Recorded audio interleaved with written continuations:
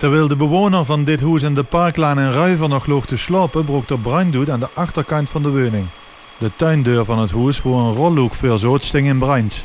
Daardoor kwam de woning vol rook te staan. De buren ontdekten de brand en waarschuwden de brandweer. Terwijl de bewoner nog lag te slapen, probeerde de buurman de brand te blussen.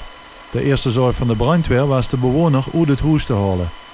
De brandweer vermoedde dat hij thuis was en sloeg de roet van de voordeur in om zo snel mogelijk in de woning te komen. De brandweer heeft de bewoner vervolgens wakker gemaakt en uit het huis gehaald.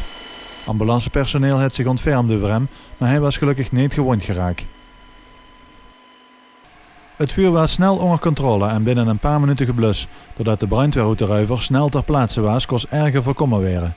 De inmiddels ook gewaarschuwde collega's van het korps uit Belveld hoefden dan ook niet meer in actie te komen. Door de brand is er wel veel schaai aan de woning. De tuindeur is zwart geblakerd en de rook heeft zich al snel door het huis verspreid. Door de brand is het huis dan ook tijdelijk onbewoonbaar geworden. Blijft nog de vraag over waardoor de brand is ontstaan. Daar kost de brandweer nog geen uitsluitsel over geven. De politie heeft een onderzoek ingesteld.